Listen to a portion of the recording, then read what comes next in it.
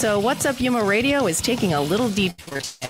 Along with my co-host Jim Anderson, we'll interview our general manager, Dave Riek, who's retiring at the end of this month.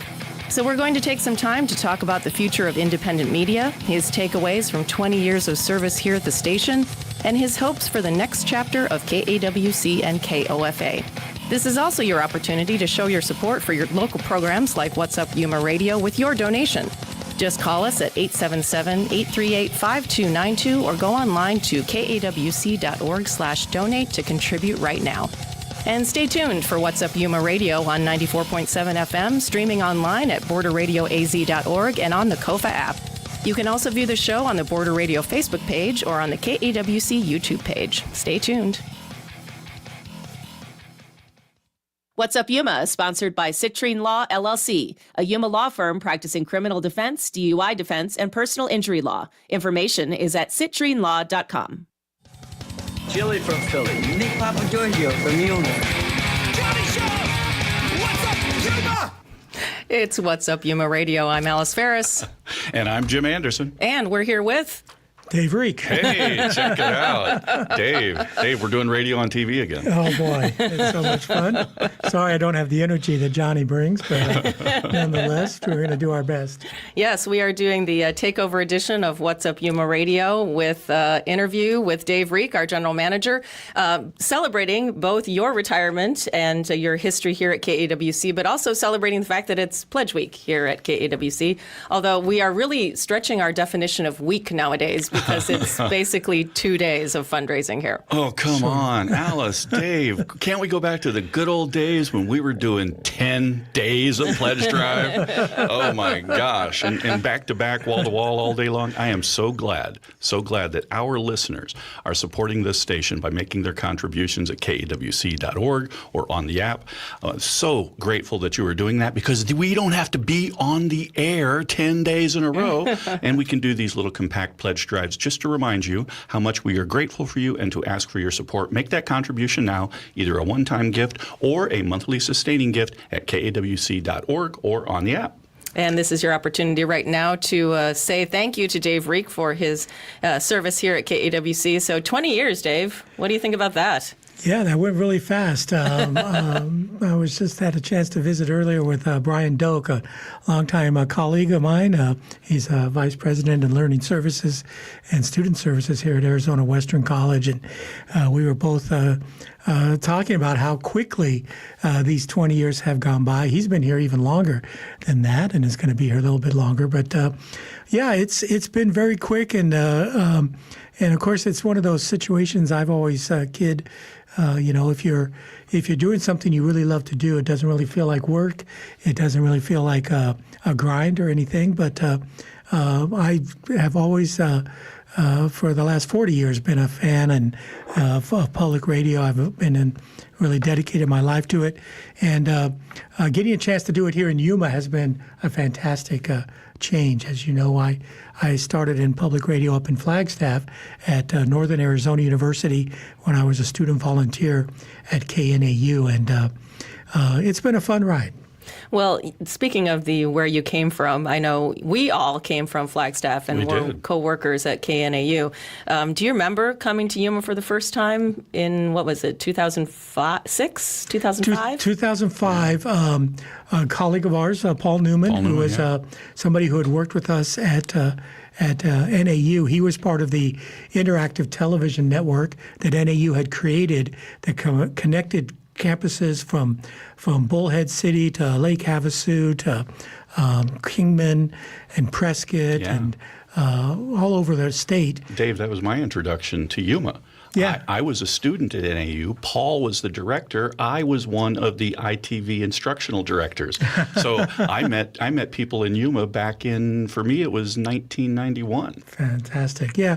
And so Paul had gotten a gig down here as an executive on loan to help run the IT department for AWC because they had lost their leader. He'd passed away. And so Paul, when he got here, immediately met Frank Preciado, who was the manager of KAWC, and Frank said, "Paul, I'm retiring." And Frank said, Frank, it's June. Could you give me till Christmas? And so he's rather than just 2 weeks to find a replacement, Frank agreed to stay till the end of the calendar year. And so Paul invited our boss at the time, Jim Stark, and myself to come down and kind of get do a survey of KWC and give Paul some advice about how to proceed going forward. And so John and I came down. I remember we got to stay at the Holiday Inn, which was brand new at that time. I was impressed because in the morning when we went down for breakfast, in the breakfast area were all these guys in jumpsuits. Wow. And we found out that they were all from the Israeli Air Force. Wow. And they were here to train on I think it was the F-4 jets. And we thought, wow, this place is cool. And so anyway, we came over to the station, and it was kind of interesting. I told this story a few times before, but the day we happened to be here, just a little backstory, NPR was going from in a transition from analog satellite distribution to digital satellite distribution. And they told all the NPR stations, hey, on our new digital system, you have to have a computerized automation system because that's what you'll need to interface with the digital feed. And they said, if you don't have one, we'll give you one. So we already had one in Flagstaff. That wasn't an issue for us. But in Yuma, they didn't have one. So the day we were here for a little site tour, a representative from the automation company, Enco, was here showing the staff how these things work. And I thought that was cool. I'm into engineering stuff. So I met the guy, and I thought that was so cool. At any rate, we walked around and we checked it all out, and we were saying, so we came up with a plan over the next few weeks, a proposal for a collaboration between KNAU and KWC, where KNAU would help run KAWC. We would share talent. People like me and you guys would come down and help out with pledge drives or whatever needs to be done. And we also shared things like our membership database software, some of the other technical things. And especially, they really wanted me to be involved because of these technical changes coming up with the digital transformation. So the contract was set to start in January. So I come down on January, and the first day I'm here, Paul takes me to the governing board is having a meeting. So he takes me to introduce me to the governing board. And the first thing they say to me is, when are you going to serve La Paz County? I'm like, that is on the top of my priority list, it turns out. This was 2006, and it took us till 2014 to get it done, but it was the top of my list. But the FCC has to give you permission to get a license. At any rate, but then I was kind of surprised when I went over to the studios, and I couldn't find the automation computer anywhere. Oh boy! Uh-oh. I said, "Where's the Enco?" And they're like, "Oh man, that thing's so loud. It was awful." Oh my gosh! I said, "Dude, this is not an option. We must have it, or we will not have any programming." So at any rate, that became a quick solution problem I had to get solved right away. And so it's been a fun ride ever since. And there was a lot of kind of low-hanging changes that need to be made, like adding the digital automation system and adjusting the programming schedules and things like that. And we were able to do that. And it's been a lot of fun. You guys came down. We had some great pledge drives. They told us after we arrived that we needed to move the transmitter site Yes. to make way for the new NAU that was a biggie. research building. That was a And biggie. so we did a quick fundraising campaign, and we were able to get some great response from the community. Oh, gosh. Well, you tell us that we need to do this. And okay, Alice, you know my memory is not as good as yours, so you correct me when I get things wrong. Okay. But Should I start now? No, but you should have started 15 minutes before the program. You know how that goes. But yeah, Dave says that we need to move the transmitter. So we started going out and speaking to people. And when you have a situation like that, the first thing that you do is you talk to your biggest supporter. And at this time, that was Pete Mitchell, who owned multiple franchises of McDonald's here. In fact, we still have the sofa in our news studio that Pete donated to us because apparently before we ever got here, he came in and didn't have a decent place to sit, so he brought his own sofa. we still have it. But we're talking to Pete, and he, of course, where do you meet? When you meet the king of McDonald's in Yuma, you go to McDonald's. He walks up and he's like, order anything that you like. It's on me. and we order, and Alice, you look to him. I said, what are you going to have? And he says, oh, I don't eat the stuff. Well, we did one of those things. We start to talk to him about this project, and I'm explaining the project and trying to get him excited and interested in, part of my job as the underwriting manager. And he says, so how much do you think that's going to cost? And I did what I often do. Well, Alice is more of the numbers person. Alice, how much do you think that's going to cost? Yeah, and we had known about this transmitter move because I had talked to Dave that morning. We'd known about it for maybe 3 hours at that point. Yeah. And so I'm like doing math in my head. I said, well, Dave said this and Dave said that and this. $45,000? And Pete replies, well, I can't do all of that, but I know a few people.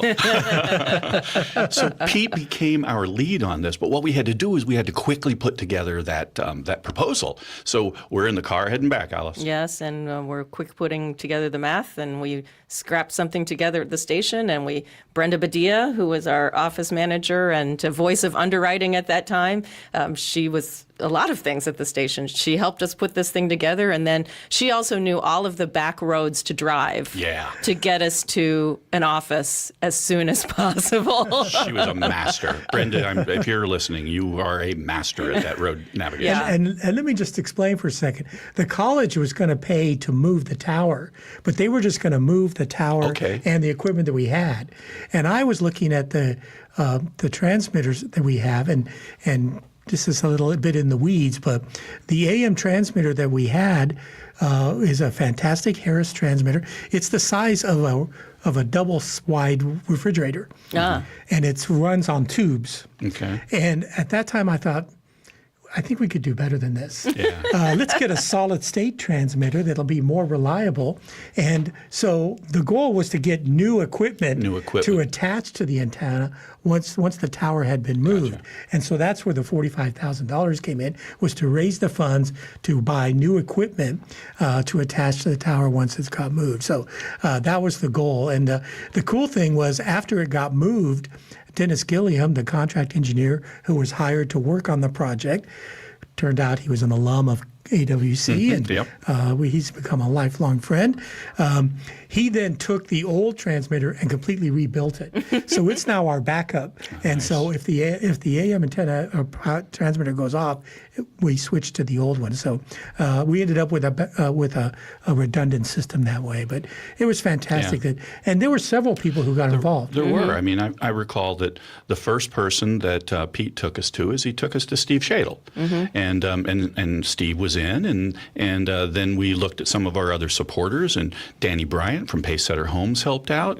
And I'm trying to remember the name of I think it was the Andersons. Maybe I should remember it. That's my name. I think it was the Andersons that owned State Farm Insurance at the time, who also participated. Oh, no, that was the Schumans. The Schumans. Yes. There you go. Who are still contributors to KAWC. Awesome. So thank you, David and Penny.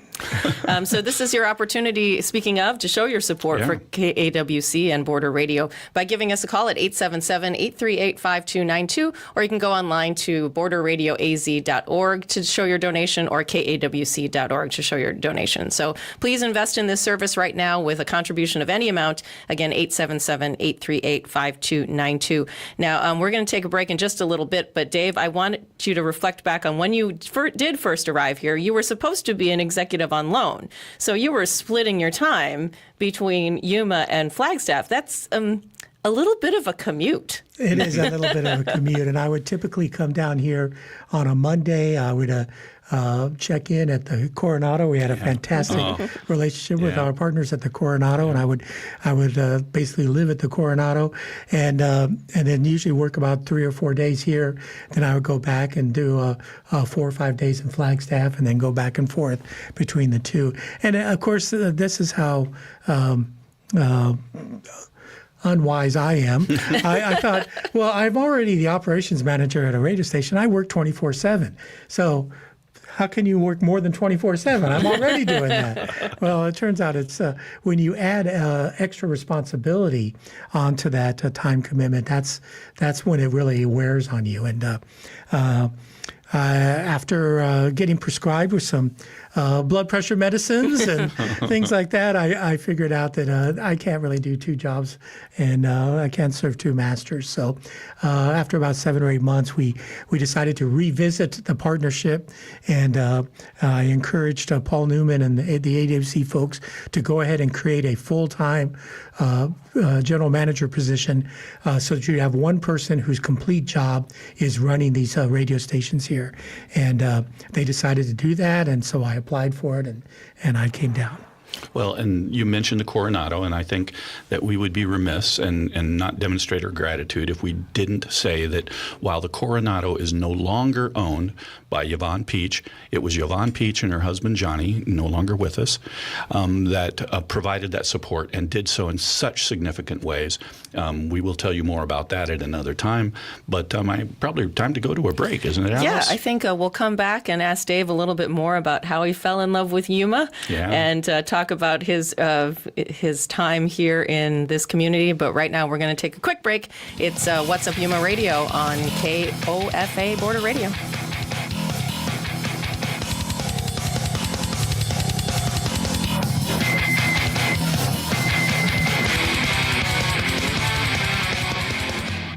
What's Up Yuma Radio is sponsored in part by Nova Home Loans, serving Yuma County and nearby communities.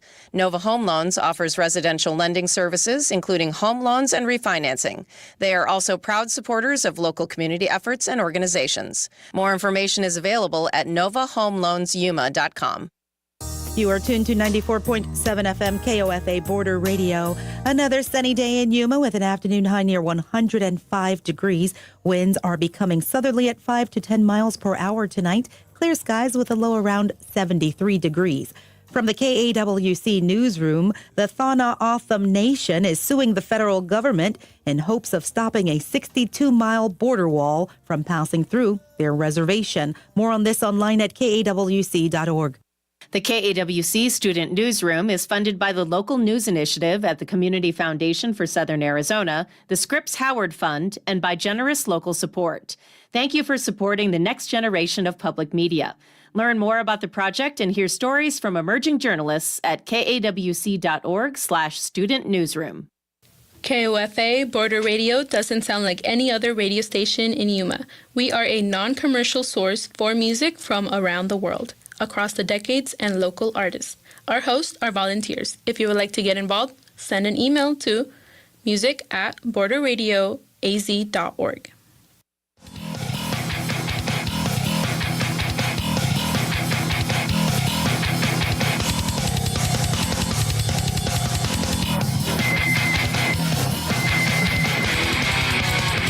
And it's What's Up Yuma Radio. I'm Alice Ferris. I'm Jim Anderson. And we're here with Dave Riek, our general manager, which is not our normal setup here at KOFA. But we're doing the What's Up Yuma Radio Takeover Show in honor of Dave's retirement, as well as celebrating our fun drive today. So if you'd like to show your support for Border Radio, please give us a call at 877-838-5292 or go online to borderradioaz.org to show your support. Or on the KOFA app, you can click on the donate button. You know, I think a lot of our donors really enjoy the day sponsorship program. It's such an awesome opportunity, and what a tremendous bargain. For just $88.90, you can get 18 announcements, 10 announcements here on KOFA, another 8 over on KAWC, our sister news service. $88.90 for 18 announcements to reach all of these listeners and these viewers when we give an opportunity to run those day sponsorships during What's Up Yuma. It's a great deal, a great way for you to participate. You don't need to know the day that you want. You don't need to, and maybe you want to give it to a nonprofit. All you got to do is give us their name. We'll contact them. We'll reach out, and we'll give them that day sponsorship on your behalf. But you got to make that contribution at KAWC.org or make that contribution on the app. This is your opportunity right now to say thank you also to Dave Riek, our retiring general manager. I mean, you're not retiring, you are about to go into retirement. But you started out here, as we were talking about in the last segment, as an executive on loan, and then decided that maybe commuting back and forth between Flagstaff and Yuma was not a great idea. So when did you move here full-time to Yuma? We moved here in the summer of 2007. In the summertime. Of course, like you do. What the kids think of that? Well, the main reason I really was excited about coming to Yuma, I mean, I loved KWC and I saw a lot of potential for the station here and how important having a quality NPR service would be to this community. I wanted to be a part of that. But I grew up in Phoenix, and when I came down here 20 years ago, Yuma reminded me of the Phoenix I left in the late 1970s. Gotcha. And when I left Phoenix, for example, you couldn't take I-10 from LA to Tucson through Phoenix. I-10 stopped before you got to Phoenix, and you had to take surface roads through Phoenix and get back on I-10 in Chandler. And so you'd have to get off at Buckeye and drive through all these fields. And it seemed a lot more rural at the time. It was much less developed than it is now, of course. And Yuma reminded me of that, and I kind of had a nostalgic feel for that. And I also became fixated on the notion of not being cold. Especially when it's snowing and your transmitter or antenna needs work and you don't have to put snow boots on or get a snowcat to go up a mountain. I thought, oh my gosh, wouldn't that be fantastic? Dave, were you and Ellen, like whenever there's a snowstorm in Flag, you just high five? Oh yeah, we love the snow days, so we missed out on those. But so what we did, and my wife is brilliant, of course, Dr. Ellen Riek, shout out. So when we were doing our house hunt, she would find houses online. And I told her, I grew up in Phoenix in a house with a pool, and I'm not moving to a Yuma without a pool at the house that we live in. So we only looked at houses with pools. So when we moved here, we backed up the U-Haul into the driveway, and we would grab a bunch of boxes and take them through the back.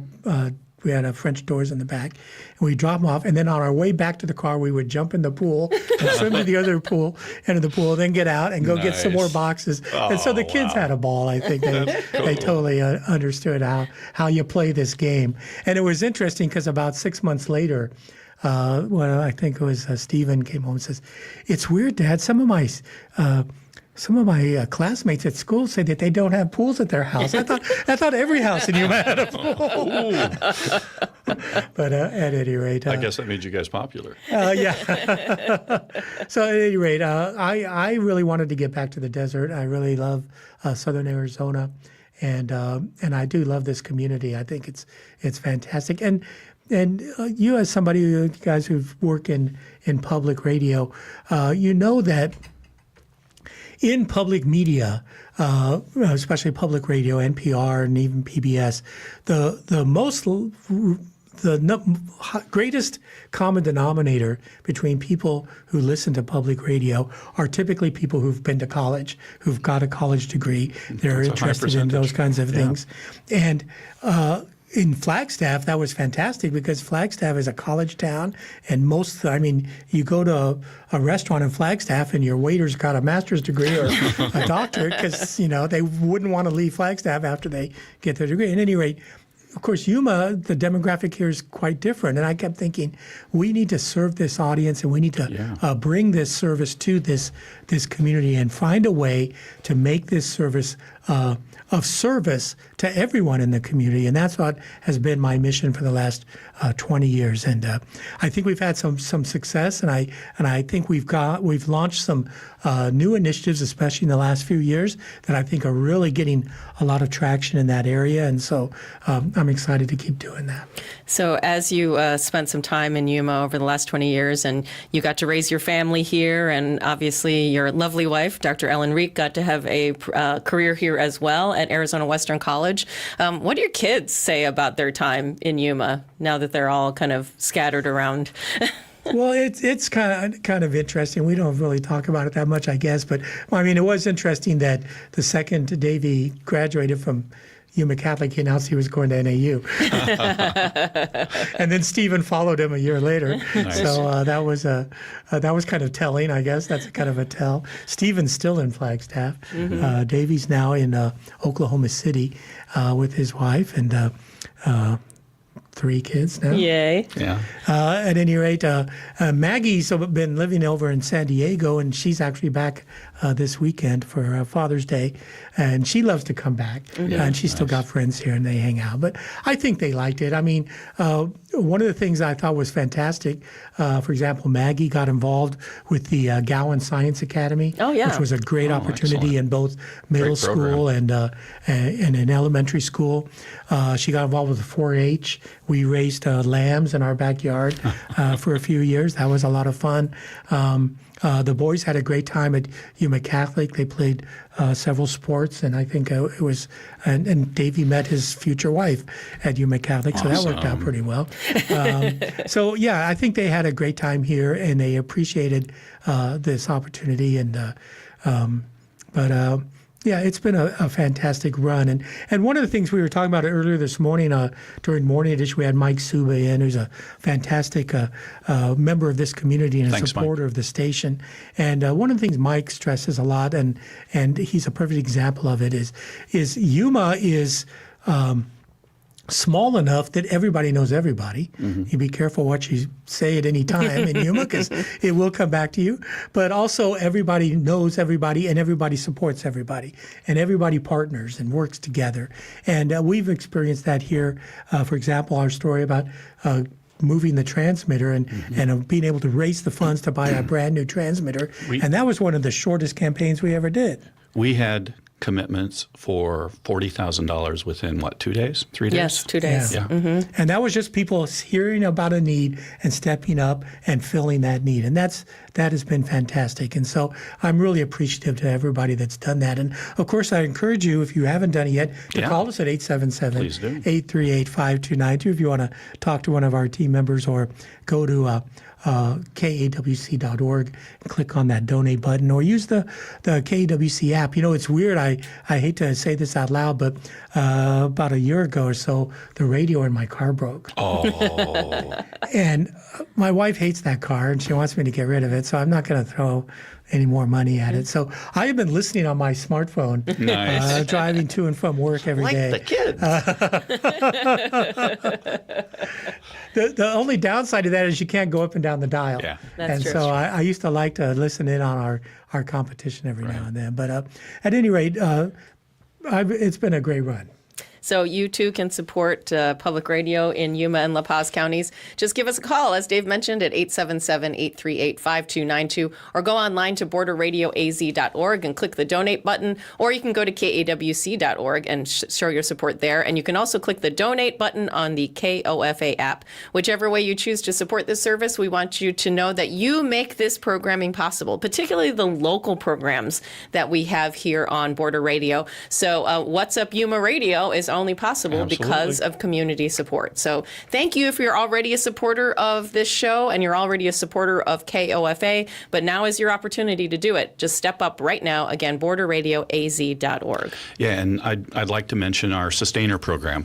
One of the reasons that we have the ability to keep these pledge drives so short, we're doing 3 pledge breaks. I mean, 3 pledge shifts, 4 counting What's Up Yuma. It's because so many people have become monthly sustaining donors. This is so easy for you to do. When you visit kawc.org or when you're on the app, you choose to make a contribution. This is DIY radio. You get to make your selection as to how much you'd like to support it. But if you want to make, say, a $60 contribution or a $120 contribution, you can do that at one. Just make one contribution. But if you're like me, I don't have a lot of pocket change, so I like to spread it out. All of us on the air right now, we are sustaining members. We each have chosen our contribution, and if you do it, if you visit kawc.org, make a $5 a month contribution, $20. Some people are giving us $100 a month. You can do that and just click that button, make it monthly. You can set it and forget it, and when you see that credit card bill, a lot of times you see things on your bill and you're thinking, oh my God, why am I paying for that thing? That's not how you feel when you see KAWC show up on your credit card bill. You'll see it and you're like, That's my radio station. I use it every day. It's one of my best investments. So here's your opportunity. Visit kawc.org or go to the app and make it monthly. So now we're going to take a quick break, and we're going to come back and talk a little bit more about this whole digital thing. We think the interwebs might stick around. You think, Dave? I hope not. So we're going to talk. I said it was a fad 20 years ago. So we're going to spend a little time talking about the importance of independent media in the digital world. More as we come back to What's Up Yuma Radio.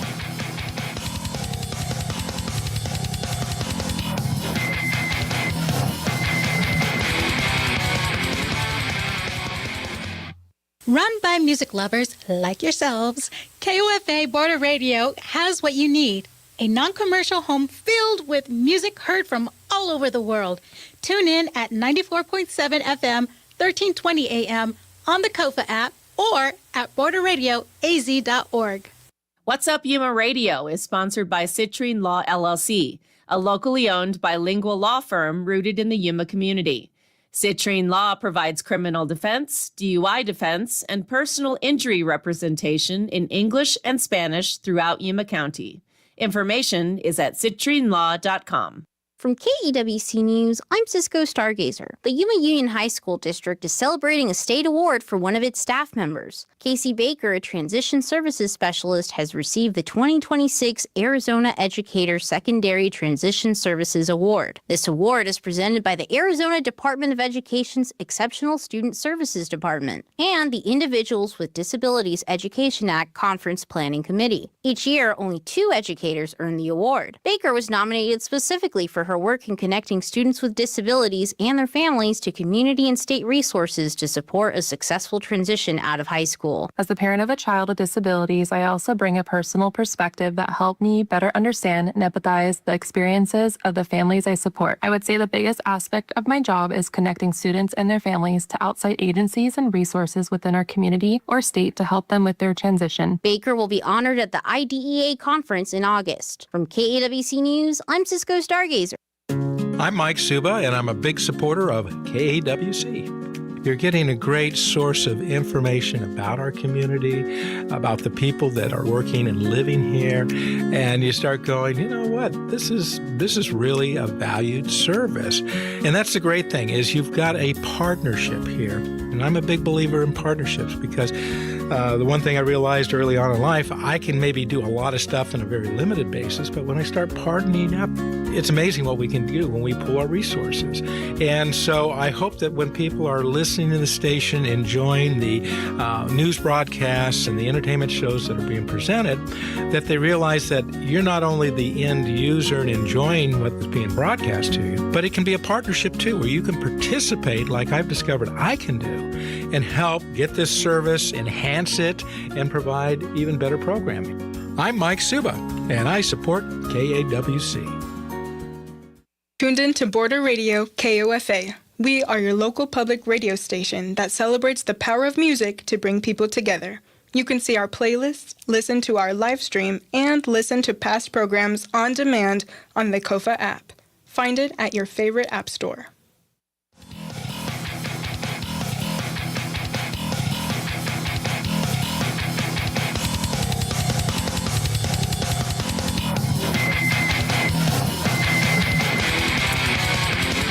We're back with What's Up Yuma Radio. I'm Alice Ferris. I'm Jim Anderson. And this is our takeover edition of What's Up Yuma because we have hijacked the show from Johnny and Victor. Yeah. Thanks, Johnny. Thanks, Victor, for letting us sit in for a day to show our love and affection for Dave Riek. That's right. And we're here with our general manager, Dave Riek. And we're going to shift gears a little bit here and talk about the future of public radio in the digital age. Ooh. So, Dave, what do you think? What are the things that you are predicting with your, Swami says? Well, it's not going to be my problem here in another week. No, I'm just kidding. But no, it's been an interesting ride. And in fact, I had a long conversation with Kevin Cotto a while back about the whole digital transition. When I started at KNAU as a student volunteer, we used electric typewriters. Mm-hmm.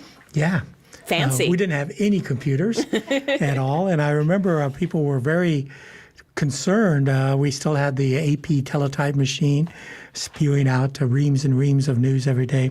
And so I was able to be part of that. And a lot of people were concerned about the impact that computers were going to have. And I thought, it's just a tool, and it's just hopefully it'll be a way we can be more efficient.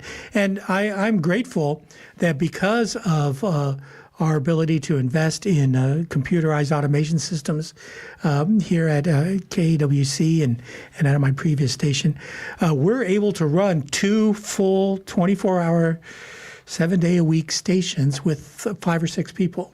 In the old days, you would need a dozen people at least because somebody had to be there 24 hours a day. And we, of course, kind of perfected that, if you will, during the COVID situation, which was just amazing that we were able to pull that off. And we basically, I ran the radio station for about a year from my house. And it was amazing that we were able to pull that off. And the college was able to help us make some extra expenditures for extra software and things like that to make that happen. But it's a great tool, and it's working great. What I think is the biggest issue right now, and we talked about this morning when Alice and Cecilia and I were doing Morning Edition, is that it's not about the technology. It's not about radios or smartphones or apps or things like that. It's about attention span. How much time does anybody have to focus on any one thing? Because we are getting bombarded so constantly from so many things. And, it's like chasing the next shiny thing. How do you know if it's really a shiny thing or just a glint of something else?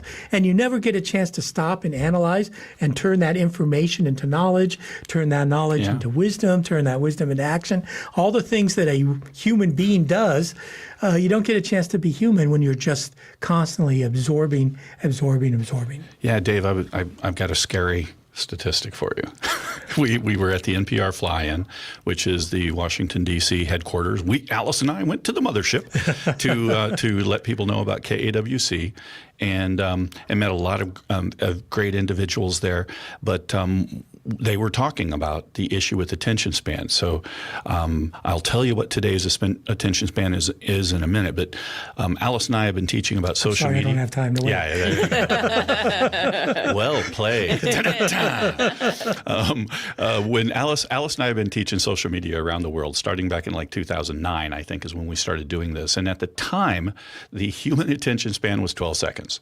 And then over the course of the years, as we are presenting this, I always have to check my statistic. A few years later, it was 10 seconds. A few years later, it was 9. Then it was 7. And then with the advent of so much of the push to short form video and things like that, the scary, scary statistic is the attention span is now 1.7 seconds. 1.7 seconds is the amount of time that you've got to get somebody's attention. Excuse me? Yes. Yes, that's what they said in the video content, because of the fact that you're making a snap decision. You're making a decision on a headline about whether or not you're interested in this, and you are moving on. And the power of social media is you have to slow the scroll. You have to get somebody's attention. Give them something that will slow them down more than that 1.7 just to blast past you. It's why we see so many of the posts that you see today. It's an image with a graphic image with a few lines of text, and you go to the comments. First comment is where you get the real story, but it allows you to participate in that feed. And I know our team here has been doing an incredible job with Reels. Shout outs to Alexandra Rangel and all the team, especially Kevin Cotto, who's helped produce so many of these great Reels, because they're helping do just that, provide short form information that will capture the attention and get people to pay more attention to our long form interviews and things. But it's a complex and complicated world. Well, and I think one of the things also that we learned from a conference recently, I went to a marketing conference in April, and they were talking about the fact that by 2030, 90% of all online content will be synthetic. So created by AI. So how do you break through all of that? And that was one of the things that was really fascinating about the NPR fly-in, and listening from some of the people who are from the NPR newsroom, talking about how they were going to change and evolve the content of NPR, not necessarily to be shorter, not necessarily to be more AI friendly so that it gets ingested into all the large language models, but really it was about storytelling. Yeah. It was about coming back and doubling down on the fact that we're not just a news source. We're a source for sharing stories.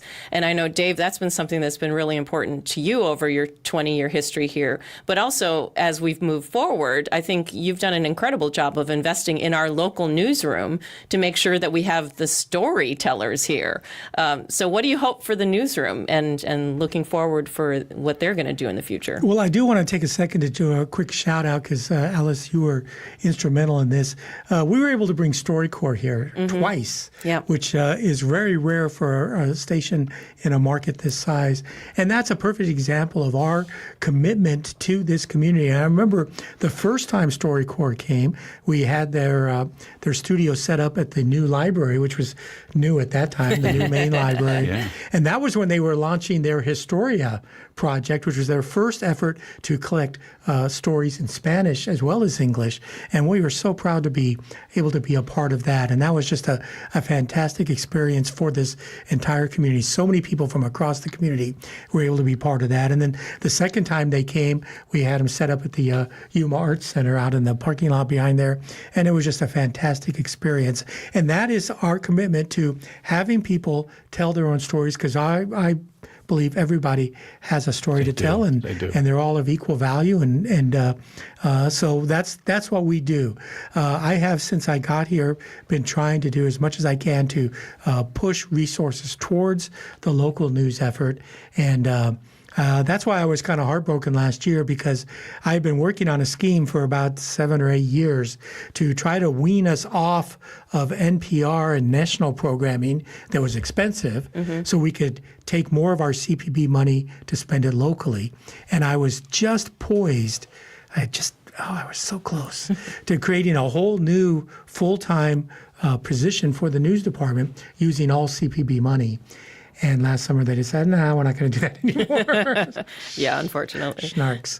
At any rate, but that has been my commitment, and I think we've done a great job. The Student Newsroom Project has been, I think, a tremendous success. We started this as our third summer, where we create a boot camp over the summer, bring in some new students, give them a crash course in journalism. This summer they're going to be doing a bunch of stories about the midterm elections, which I think will be fascinating. To me, it's interesting to see how they see what's going on in the world around us. And I've been trying to tell this to my team over the last several months, especially since I've been, kind of gearing towards this retirement, is that how Dave sees the world is great and wonderful for Dave, but it's not really relevant to our general audience, because I'm older than our general audience. My experiences aren't the same as our general audience across this community. We need to get their perspective on the air. So let's get people in our station who reflect that community. And we've been, I think, tremendously successful building a new team. And I do want to do a quick shout out and thanks to Lou Gum for his great leadership over several years, guiding us in that direction and being our fantastic editor deluxe, making sure that everything we produce has that great NPR quality sound. He's such a fantastic editor. And Alexandra Van Hel has stepped into that role as our new content director, and I think she's going to do a fantastic job leading the team. We're just doing, I think, a much better job than ever before of moving in that direction. It kind of was sad for me when I came. We had talked earlier about Frank Preciado, who was my predecessor here. He had, for example, on KOFA, or at that time it was KWC AM, he had a Sunday morning show. And the guy who works with Congressman Grijalva, who came by here a few weeks ago. Anyway, he works for Congressman Grijalva, but he was a student at AWC, and he used to be one of the co-hosts for a show they did on Sunday mornings, and it was like a 4-hour show Sunday mornings of all Spanish music, and the whole show was in Spanish. Yeah. And I remember he said to me at one point, some of the local stations were complaining to Frank that show was the #1 show on weekend mornings in the Yuma market, and the commercial guys were upset that they were stealing all the listeners. And he says, well, tough luck. Yeah, thanks for letting me know. I didn't know those numbers. But then I came here, and I was scared of that show because I don't speak Spanish, and I was frightened that some student was going to go on the air and say something that I would be responsible for, and I wouldn't be able to defend myself because I didn't know what the heck was going on. And so we didn't continue that show, and it was my own shortcoming that was the reason for that. Now we have the wherewithal to do that. Yeah. Our entire staff is bilingual. Let's do it. And they are chomping at the bit to do more and more of that. And we will be. I mean, Senator Primero has been bilingual since day one. And so I think we're going to do more and more of that. And that's something that I keep telling our NPR colleagues anytime I get a chance to talk to them, is this is the future of our country. We need to be able to talk to everyone who lives in this country in whatever language they're comfortable. Yes. And so we are in a perfect community to be sort of the laboratory for creating content that bridges this gap, and we need to be on the cutting edge of that. And that is something that we can excel at ahead of even other bigger markets. Well, we're going to take a short break and then come back for one last shot at Dave for some of his reflections. But right now is your opportunity to show your support at borderradioaz.org. You can click on that donate button or give us a call at 877-838-5292 to invest in this local public radio station. So we'll be back in just a moment. This is What's Up Yuma Radio.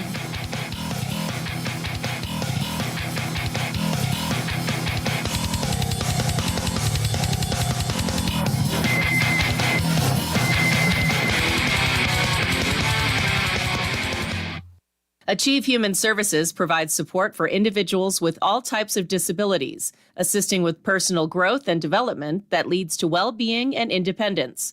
Programs include job training, housing, mental health services, and substance abuse treatment. A full list of services can be found at achievehs.org. It's sunny and breezy in Quartzsite and Parker as afternoon highs near 108 degrees. Winds are southwest at 5 to 10 miles per hour, but they could gust as high as 20 miles per hour tonight. Clear skies with a low around 74 degrees in Yuma. Also sunny with a high of 105 tonight. Clear skies with a low of 73. Donations come in many forms: a sustaining monthly contribution, a one-time gift, even that extra vehicle you no longer need. Learn more about the advantages of donating a vehicle. You'll help power public radio. Visit kawc.org/cars for more information and to start your donation today. And thanks. This is Border Radio, KOFA, your passport to your global destination for music. We are your local public broadcasting station that can be heard through your radio at 94.7 FM, 1320 AM, on the KOFA app, and at borderradioaz.org.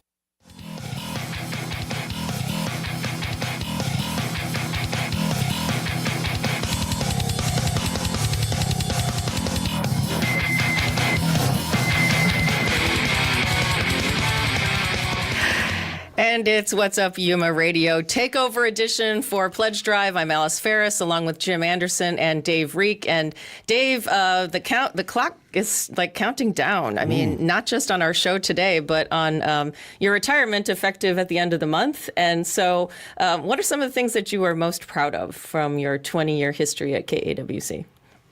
Well, I think the most recent successes have been making me the most proud, I guess. I don't know what I can say. But I think, like, for example, just in the last week, we were allowed to announce that the Public Media Journalists Association, the PMJA, recognized a couple of our pieces that we submitted for awards. Cisco Stargazer did a fantastic in-depth report about capital funding in school districts. Of course, Cisco's role is as Education Solutions Reporter, which is a grant-funded position, and we're so glad that the second year of that grant has come through, and so Cisco will continue with us at least through this next calendar or fiscal year.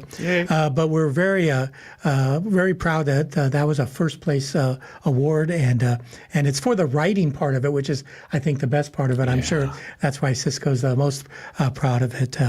And then also our Siendo Primero team got a second place award for one of their episodes, which was one that just blew my mind when I heard it.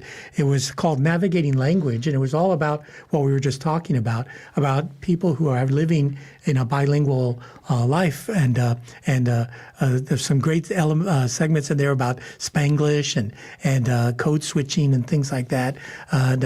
Kevin Cotto was the mentor on that track and did a fantastic job. If you go to the website or to the app and find Siendo Primero, check out the Navigating Language story. It is just a fantastic piece, and I would put it up against any professional journalism you'll hear anywhere.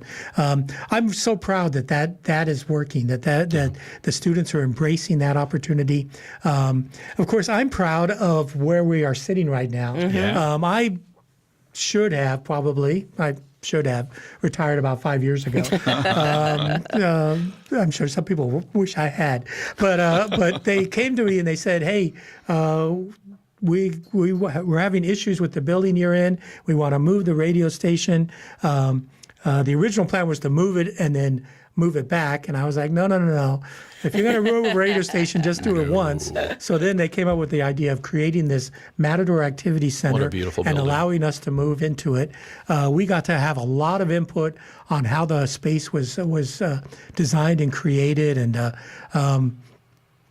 sometimes my team tells me I lowballed it a little bit, but I think we did a fantastic job. My big issue with that, and one of my main points of that, is we had to make sure that the radio studios and the radio facilities were adjacent to the video production, because in the media world, if you're working at a radio station, they're going to make you do a TikTok or a whatever, and if you're at a TV station, you're going to have to voice a podcast. So no matter which field you're going to work in, you got to be able to do both.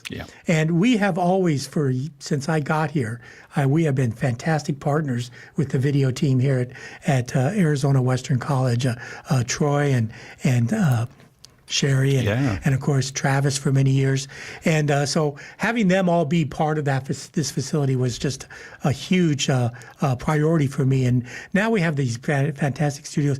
The college does a great job of trying to bring students on campus to show them the college environment, and we get tours in here all the time of these 5th graders or 7th graders or high school kids, and they get so excited when they come in here, especially when Sherry takes them in and actually gets them on camera and has them running the cameras and stuff. And they have a ball. And this place is such a showcase. And I'm very proud that the college had the wherewithal to step up and make this possible. I'm glad I had a role to play in it. And I'm very proud of how that turned out. Well, it has been really fun to move over to the Matador Activity Center and just having the people just peek in the windows. Being and closer to the students. Yeah, exactly. Because where we used to be in the business administration building, we were just really tucked away. And even people who were looking for us had trouble finding us. If you heard footsteps in the hall that you didn't recognize, it's like, who's in here? But now it's great.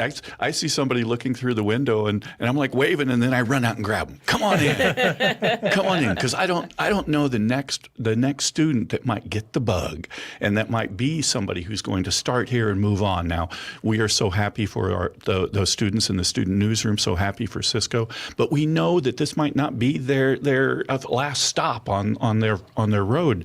We've had so many folks that have started here and went on to other careers, like Maya and like Michelle. Yeah, exactly. And it's been a fantastic opportunity to work with people at whatever level step on their journey and stuff.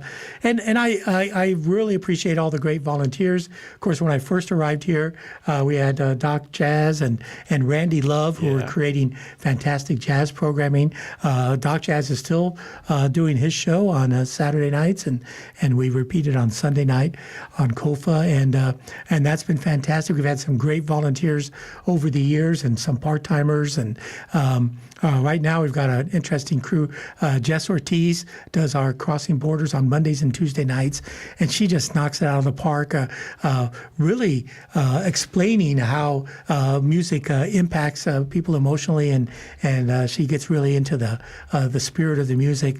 Dave Nash has been doing Crossing Borders on the weekends for us on Saturday and Sunday nights, and of course he's been in radio for many years, and he's just like butter.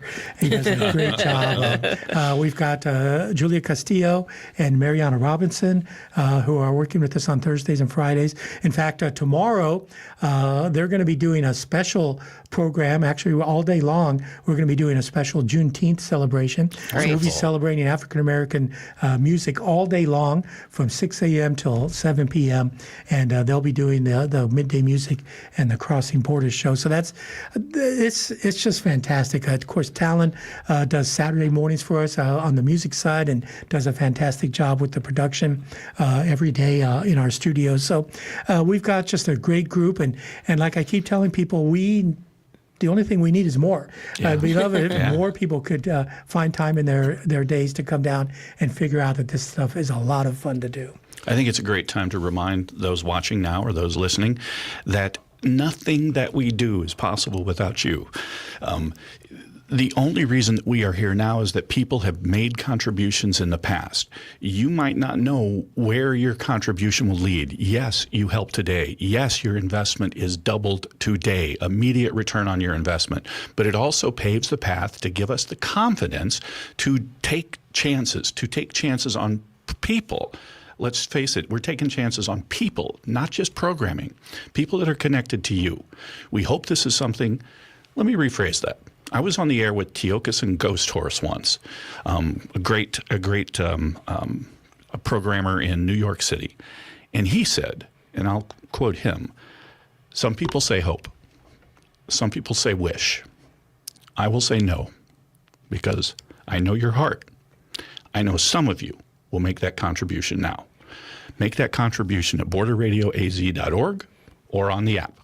I know some of you will." Or you can give us a call at 877-838-5292. We are wrapping up this hour of the What's Up Yuma Radio Takeover Show. Yep. But Dave, I can't let you leave without asking you one more question. What will you miss about being here 24/7, as you have said recently? Well, I love doing new things. Yes. Like, for example, this show that we've taken over today. When Johnny approached me, over a year ago, and said, pitched me this idea, I thought, gosh, a show about how great it is to live in Yuma. What could possibly go wrong? That sounds like a great idea. And so we launched this coming up on a year ago, and it's been a great experiment. I think it's working. Great. I'm going to encourage whoever takes over to keep it going. Of course, I always think that anything you're doing can always be better. Yes. And so I'm sure there'll be some tweaks and there'll be some ways we can improve going forward. But I love Johnny's enthusiasm, and I love his commitment to this community. Mm-hmm. And so anything we can do going forward. I've had some other ideas that I've been trying to pitch. My wife keeps telling me, stop having ideas, you're retiring. But I have a couple of ideas I've been kind of tossing around. Like, I think we should be doing a Veterans Voices podcast. I love that. This community needs a place for the veterans to put out their perspective. I think they get taken far too much for granted in this culture. And there's lots of other great stuff we can do. So I'm not gonna miss that, because I'll probably be sending people emails and pitching things to people anyway. Please pester us. Yes, but I think we can do this going forward, and I'm I'm really grateful and excited about to see where these folks take this, because I know it's going to get better and better. I'm sure it will. I do want a quick shout out. I got a text from Nick Foley. He was listening to us. Thanks, Nick, and thanks for all your work helping us out as an ATC host. Thanks so much. Well, it has been a privilege working with you, Dave Riek, and Absolutely. we look forward to continuing to get your ideas, apparently, during retirement. So this is What's Up Yuma Radio, a production of KAWC. We broadcast from the studios in the Matador Activity Center at Arizona Western College in Yuma. And we do want to thank our engineer, Talon Gonzalez, along with Cecilia Holland-Braithwaite, Anthony Ornelas, and the one and only Dave Riek. You can find out more at KOFA at borderradioaz.org and on the KOFA app. Stay tuned for KOFA's Midday Music. And on tomorrow's program, Victor and Johnny will be back in the co-host seats. Our guests will be Beverly Cade and Karen Watts from the NAACP to talk about the Juneteenth celebration. And KAWC Education Solutions reporter Cisco Stargazer will talk about the PMJA Award.